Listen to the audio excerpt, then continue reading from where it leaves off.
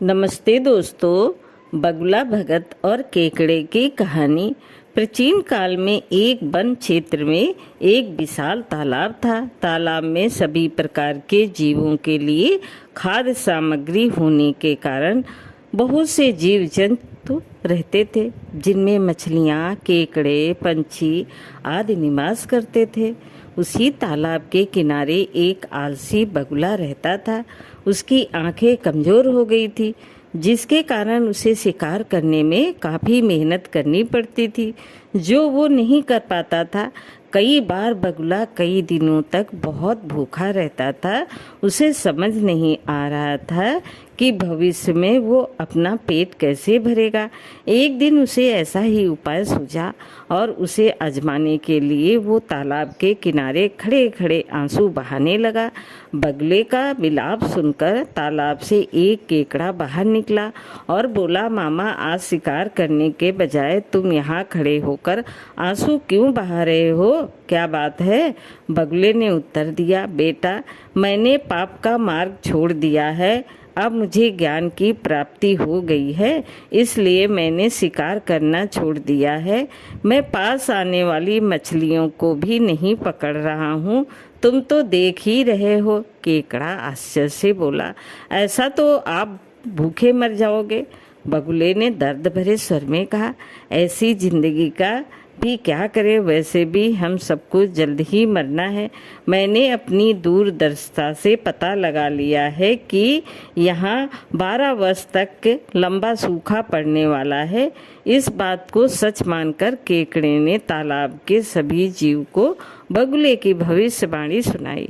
तालाब में हाहाकार मच गया और सारे जीव इस बात से चिंतित होकर दौड़े हुए बगुले के पास गए और बोले, भगत मामा, अब कोई हम सबको बचा सकता है तो केवल आप ही हैं।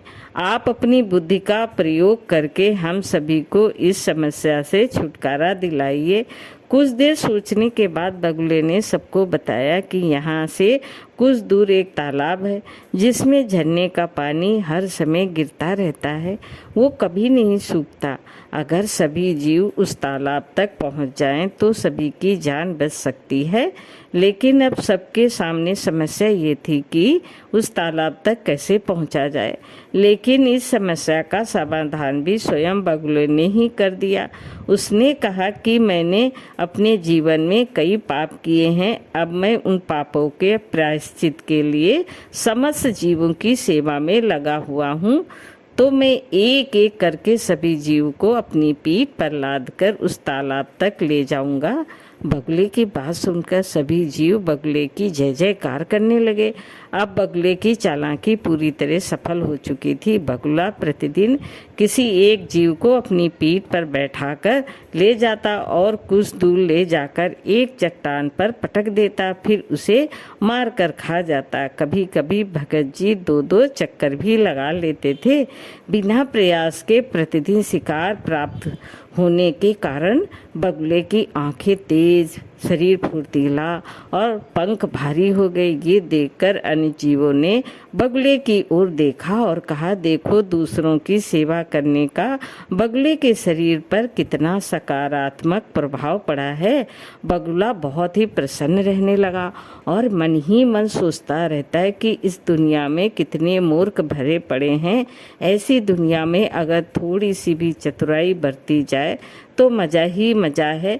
बिना किसी प्रयास के ही अपना काम निकल जाता है और बैठे बैठे पेट भरने के लिए भोजन मिल जाए तो सोचने के लिए भी बहुत समय मिल जाता है।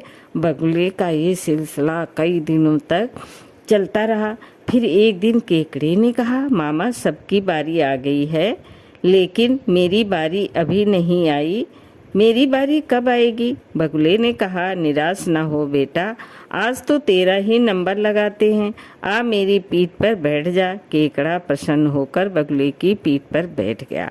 जब वो चट्टान के पास से गुजर रहा था तो केकड़े ने कहा, ये हड्डियों का ढेर कैसा है? वो झरना यहाँ से कितनी दूर है?